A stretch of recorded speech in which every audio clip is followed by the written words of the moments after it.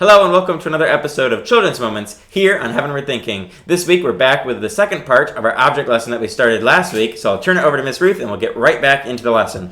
Well, Timothy, do you remember what we talked about last week? Yeah, we talked about storms in our life and how Jesus can calm the storm in our lives. And we referred to also the very big storm that's going on down in Florida and all of the destruction in the storm that has happened.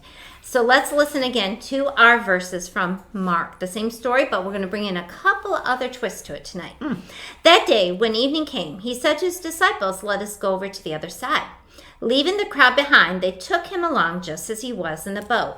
There were also other boats with him. A furious squall came up, and the waves broke over the boat so that it was nearly swamped. Jesus was in the stern, sleeping on a cushion. The disciples woke him and said to him, "Teacher, don't you care if we drown?" He got up, rebuked the wind, and said to the waves, "Quiet, be still." Then the wind died down. It was completely calm. He said to his disciples, "Why are you so afraid? Do you still have no faith?" Then they were terrified and asked each other, "Who is this? Even the wind and the waves obey him." And last week I showed you my little storm, my tornado in the bottle here, right? And then I showed how we can grasp hold of it and it calms right down quite a bit there, right? Can calm down like Jesus can calm the storm. Well, sometimes Jesus answers that way and calms the storm. And the storm goes out to sea, and we don't have to worry about the storm. And sometimes he allows us to go through the storm, but he's there with us. So I want to read a couple of verses, and we'll do a little demonstration of how Jesus is with us in the storm. So if we look in the book of Acts, there's a little passage talking about the life of Joseph. And Joseph, if you've heard the stories of him from the Old Testament, he went through a long period of time in his life where he was living through a storm. But God was with him. He didn't take him out of it right away. It was a big period of years that Joseph had to go through a storm in his life. Some really tough times, even being in prison for something he didn't do. So this verse from Acts chapter 7, a few verses here. Because the patriarchs were jealous of Joseph, they sold him as a slave into Egypt, but God was with him. So his own brothers sold him as a slave, but God was with him. He didn't take him out of that storm. He had to still go as a slave, and he still had to go through this time. And then listen to verse 10. And rescued him from all his troubles. So God rescued him, but it didn't happen right away. So sometimes God helps us through the storm.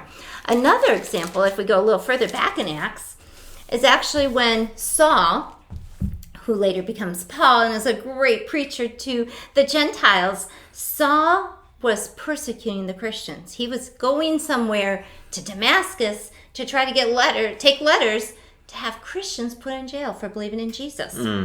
And when Jesus talks to him, he says, "Saul, why are you persecuting me?"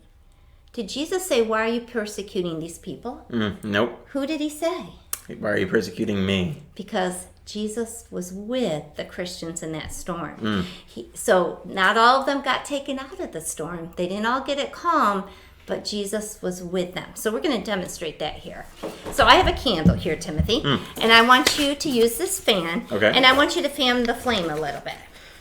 As you fan the flame, what's happening to that flame? It's bouncing all over the place. It's wavering, right? So this is kind of like our lives, right? Yep. And this is, you're bringing a storm in. You're bringing some problems into our lives, right? Yeah. And that's a pretty bad storm there. That flame is wavering all around, right? Yep. So now we're going to put the shield up. And the shield's going to represent Jesus. There's even a place in Psalms where it talks about the Lord is a shield around us. We're going to put the shield here, and I want you now to have your storm come. What's happening to my flame back here? It's standing steady. It's staying steady. Why is it staying steady? Because there's a shield. Because there's a shield. And who is that shield? Jesus. Is Jesus taking away the storm right now? Nope, it's still going. But like we read about Joseph, and we read about the believers when they were being persecuted, Jesus was with them, and he helped us in the storm. So last week we talked about God has the power to calm our storms. Sometimes he lets us still go through it, but he can be a shield and be with us in our storms, in any difficult times we go through. Absolutely. And I love how you brought in the story of Joseph, and that's something that we're doing right now on From the Beginning, another show here on Heavenward Thinking. So if you haven't checked that out, I'd encourage you to check that out because it'll tie in really well with how Jesus helps us through the storms in life. And sometimes we have to go through those, as you said, but he's always there with us and promises to guide us through those. Well, we hope you've been challenged and encouraged this week, and you'll join us next time for another episode of Children's Moments here on Heavenward Thinking.